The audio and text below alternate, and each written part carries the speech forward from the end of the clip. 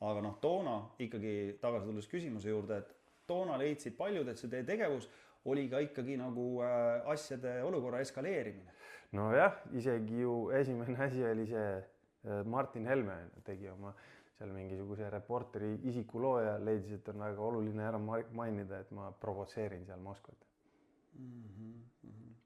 Aga oleme selged, tollel hetkel keegi teie niite nii-öelda ei tõmmanud, et pani teile selle mõtte pähe, et õli tulle valada seal. Aga kes oleks ainuke võib-olla inimene, kes mind tol ajal aitas, oli Mart Laar, jättes selle isiku kõrvale, mis tema nagu varjatud motiivid võisid olla, aga mina ise olin ju üksi seal. Mart andis mulle raha, et need 2 kuulsat Eesti lippu osta, on tema raha ostetud. Tema rahaga ostetud? Kas see nii läks? Kurat, ma ei mäleta, kas ta andis mulle selle sularahas vist lausa, kui ma seal käisin seal Isamaaliidu kontoris. Aga kas te oskasite seda ette näha või mis mõtted teil siis tekkisid, kui hiljem, see on küll aastapäevad hiljem, eks ju, jõudis asi sinnamaani, et seda kuju hakati teisaldama ja tekkisid need mässud?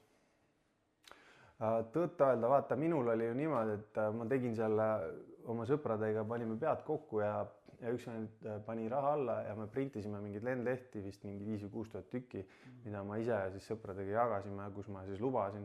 Mul on see lendlaht alles, ma võin sulle selle pärast saata, et ma käin seal iga laupäev kell 12, nii nagu see esimene kohtumine, mis meil oli seal Tiit Madissoniga kohe pärast seda, kui see Eesti lipp seal kokku pakiti. Keegi ei julgenud sinna tulla, mis me Orkutis välja hõikasime. Järgmine nädalavahetus oli see esimene nii-öelda suurem meeleavaldus, kus seal mingile venelasel nina periseks löödi, Madissoni ja Savitsi.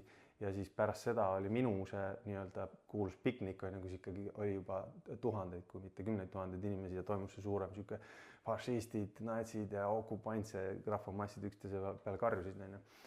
Pärast seda ma trükkisin need lendlehed, mingi 5-6 tuhat, jagasin neid seal Viimsis igal pool kesklinnas laiali. Ütlesin, et iga laupäev kell 12 ma käin seal, kuni see kuju teisaldatakse. Ja seda ma ka tegin nii kaua, kuni oli selge, et meie selja taga tuleb tegelikult president ja peaminister ka.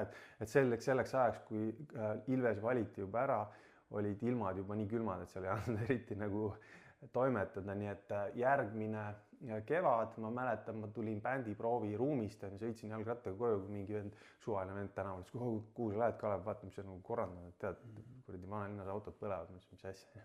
Keerasin rattaringi, sõitsin siis sinna keskmisse, vaatasin, sõitsin sealt läbi, kuidas nad parajasti märatsesid seal.